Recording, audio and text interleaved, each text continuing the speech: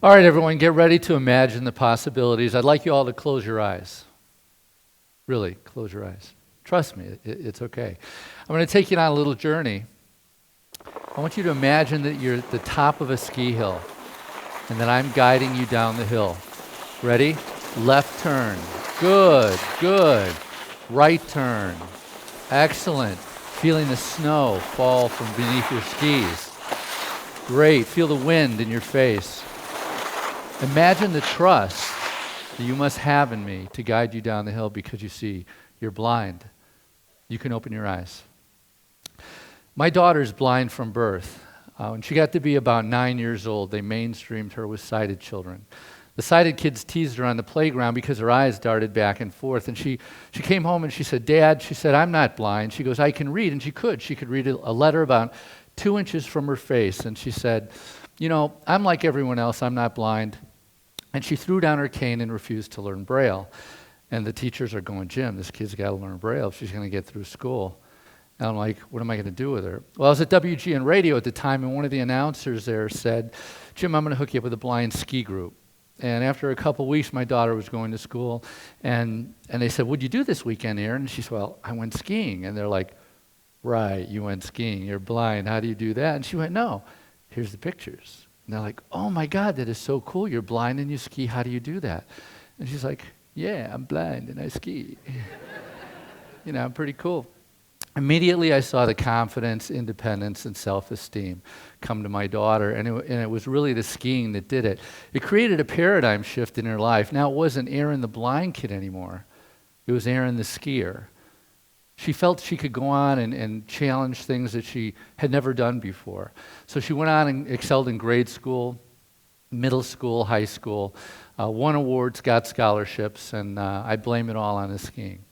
But really impressed me was, though, when I was at GN, some of my friends said, "Jim, you know, I was always afraid to take on this challenge of my life until I saw your blind daughter skiing." And they said, "You know what? If she can ski and she's blind, you know, I can do this." And I said, "Wow, that's really powerful." I go, "Look at the ripple effect. Here's a little blind girl, right, who's skiing, and she's affected this guy who really kind of hardly even knows her." I started scuba diving in college. I thought, I was a journalism major. I thought if I ever meet someone like Jacques Cousteau, I better know how to scuba dive, right? So I'll never forget the first time I got in the water, and I'm hovering between the ceiling or between the surface of the water and between the bottom of the pool. And I'm like, oh my God, this is like being an astronaut. And so we call it our astronaut moment. And every time we get someone in the water, we do that. I'd like to introduce you to one of our divers. His name is John. John is a C5 quadriplegic, so he has a cervical injury in his spine. You can see his hands. There's not a lot he can do with them, but John can feel from his elbows up.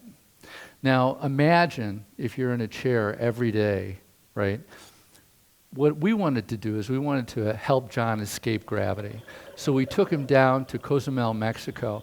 This is John the first time out of his chair, right, other than being transferred to bed, and experiencing zero gravity.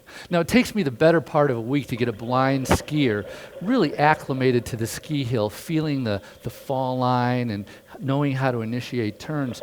But in about 15 minutes, I can get John using his breath as a balancing act, basically to experience his astronaut moment. Now, the cool thing about this trip was after about the second day, John came up to me with 2 other veterans with spinal cord injuries and said, "You know, Jim, we've been in chronic pain for years." And they said, "This is the first time we've been in pain." All 3 of them, first time we've been pain-free since our injury. And if that had been the first time someone said that to me, I'd have said, "Oh my God, that's incredible." But I just said, get in line. Because if we can get you deep enough and we can teach you how to use your breathing. Doctors from Johns Hopkins went with one of our teams down to the Cayman Islands and found there's an extra output of serotonin at 3 atmospheres, which is about 66 feet underwater. So the way I view this is a potential pain management tool.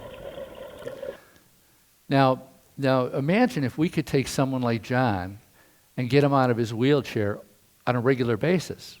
You know, one of the guys was pain-free as long as 3 weeks. Right? 3 weeks. So imagine if you can get into the water every week. You might be pain-free all the time, right? This is another one of our divers. This is Mike. Mike said, you know, Jim, I don't know if I can dive. He said, I can't swim.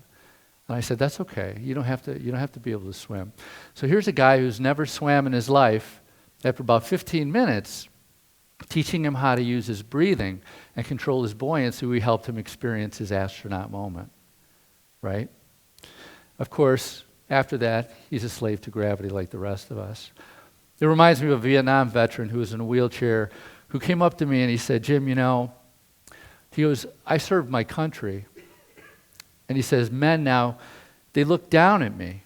And some of them talk to me like I'm a child, you know, where it's easy enough to take a knee and talk to somebody eye to eye. But he said, you know what? When I'm underwater, he said, I look those guys right in the eye. It's a great equalizer.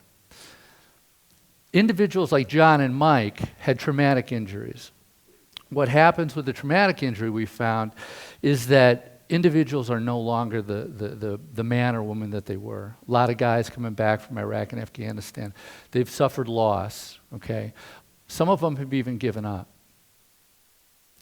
Some other individuals we work with, like Jessica, now they're born with a disability. Now Jessica was born with no arms.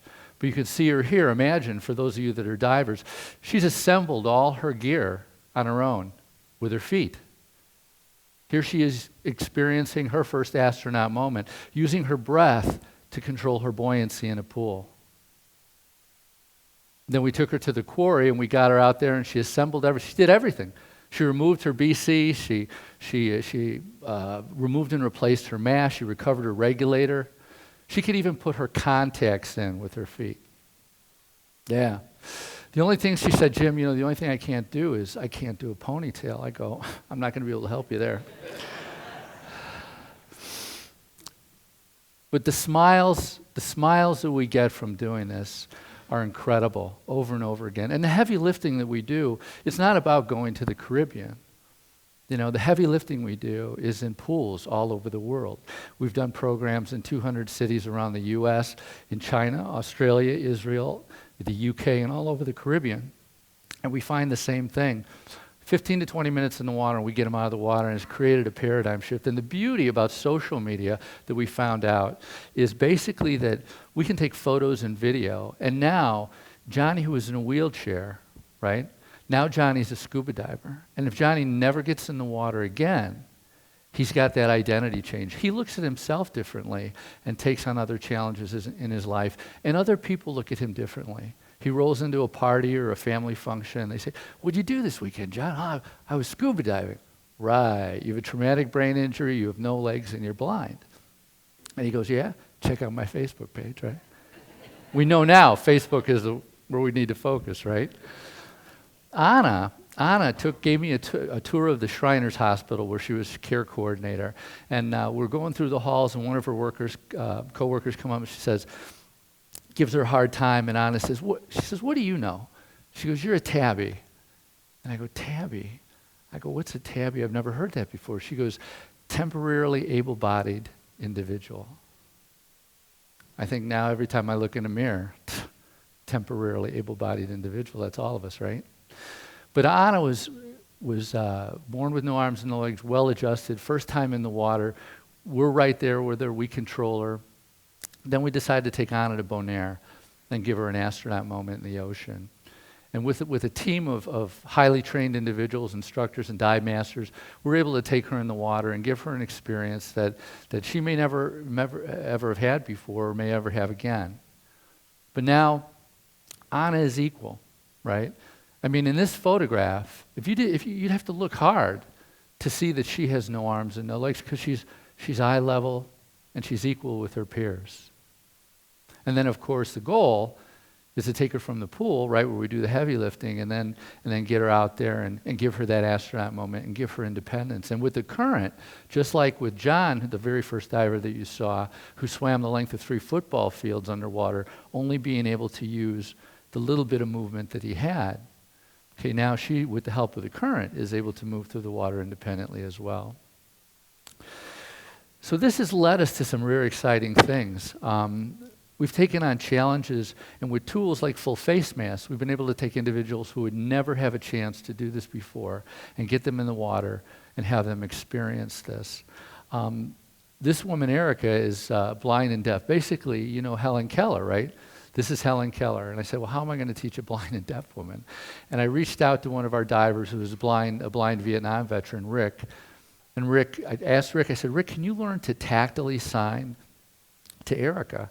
And he says, yeah, absolutely. And so what we did is we got acclimated, and then we put a full face mask on Rick, and then I wore a full face mask, and I communicated to him by pushing a button, just like the military or rescue divers do to talk underwater. And then he would tactily sign to Erica, and then Erica would sign back to him, and he would talk to me. And so we had a communications protocol worked out. So it's innovative. It allows her to change her life, because now we take her to Cozumel, Mexico, and she shows this picture to somebody and goes, yeah, I was diving at 70 feet on a wreck in Cozumel. And people are like, sure you were. Oh yeah, check out my Facebook page, right? So it's all about imagining the possibilities. We believe what we've seen so far, just anecdotally, and I'm not a therapist and I'm not a doctor, but what we've seen anecdotally, we believe will revolutionize rehabilitation. This young man is floating without gear on. He has a 20-foot hose. But imagine his therapist. Now, he has a spinal cord injury from birth. Imagine his therapist being able to say, okay, Johnny, let's work on range of motion, right? We're doing research right now with Duke University Medical Center. We just finished the world's first study on autism and scuba therapy. Autism, right? It's an epidemic. And kids with autism take to it like that. It's amazing. You know, pressure is a therapy if you know anyone with autism. All right, they wear pressure vests, they have weighted blankets. Well, diving is inherently, the pressure increases as you go down. And that's why the top hyperbaric physicians in the world from Duke University Medical Center are interested in doing stuff with us. We're searching right now for veterans with traumatic brain injuries to do another research study. University of, or the Illinois School of Psychology got an IRB to do research. So we believe there's 100 years of research in front of us. We believe this is going to revolutionize rehabilitation. Imagine physical therapy in a zero-gravity environment, right? It's inherently hyperbaric. You go down, pressure increases. We know there's an extra output of serotonin when you get to depth. The doctors from Hopkins, prove that. This is another one of our divers. This is Connor, again, experiencing his astronaut moment. You can see Connor would never have an opportunity to do this if we weren't working in a zero-gravity environment. And with the help of our instructors and divers, we're able to assist him. Now, this is probably our most extreme diver. This is Matt Johnson. Matt is on a ventilator, right? Imagine being on a respirator. You can't breathe for yourself. But with the help of technology, we were able to get a custom dry suit manufacturer to put a port into the side where the ventilator provided air, and then it went up on the inside to his trach, right? We use a dry suit, which seals off water, okay? And then we use a full face mask that protects the airway there. Matt's able to go underwater 15 feet because that's as long as his hose goes. But Northwestern University engineering students have actually developed a prototype that we asked them to do when they did a program for us, a project for us, to find out if we could bring him deeper and basically take an underwater camera housing and put his ventilator in there with a bunch of scuba stuff hooked up to it. And they did it. So we just need money for the prototype, and we'll be able to do that. Our vision is, we know we need deep water, but most of the water is not accessible, okay? Less than 1% of the people in the world dive, okay? And the reason for that is most of the water is cold and dark. So what our goal is to build a 100 to 130 foot deep pool here in the western suburbs. We're a little nonprofit from Downers Grove, Illinois, but we're changing the world. And if we can build a 130-foot pool here where we can start taking people in 90-something degree water and doing therapy, imagine the researchers that'll come, right? This is in the Aquarium of the Pacific where we've taken divers. Actually, I'm in there with Alex. Alex is a C5 quadriplegic.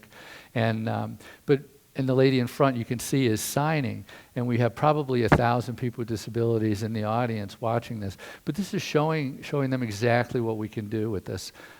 Possibly. Imagine therapists behind a glass window looking at loved ones or patients or therapeutic techniques where now they can use zero gravity. And really, I mean, there's a whole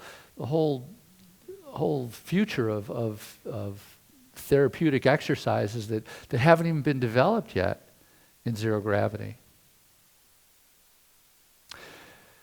We kind of got ahead of the curve a little bit on this, and in 2010, we had Perkins and Will and some other folks that helped us out and put together a proposal for a 40-foot deep facility. And this is that, and we brought it to the VA at Hines, and it got kind of hung up in Washington. Everybody locally loved it. But I'm so glad it didn't happen, because we realized we don't need 40 feet. We need probably at least 100 feet. So our goal is to build a multi-million-dollar facility here in Chicagoland's western suburbs to help with research, rehabilitation, education, training, and to provide vocational opportunities for individuals of all abilities. This is a to-scale photo of what the inside of that facility would look like. You can imagine taking people of all abilities, bring them in a zero-depth entry, and then have them work at different levels with different gases, 100% oxygen, enriched air, and see what kind of therapy comes out of it. So I guess to summarize this, we're at the very tip of the iceberg. You know, just when you think there's something or nothing new under the sun, you find something like this. It's almost like being in a laboratory and you accidentally discover Velcro. You go, oh my God, that is so cool. You know, how'd we do that? And you know, I left the media business after 30 years to embark on this mission, and now I'm a volunteer. I don't draw a salary doing this, and I'm happy to do that to build confidence, independence, and self-esteem in people with disabilities. But I found that now this is actually a therapy, and I think, you know, with people's help from around the world, I think that we can help people with disabilities imagine the possibilities in their life. Thank you.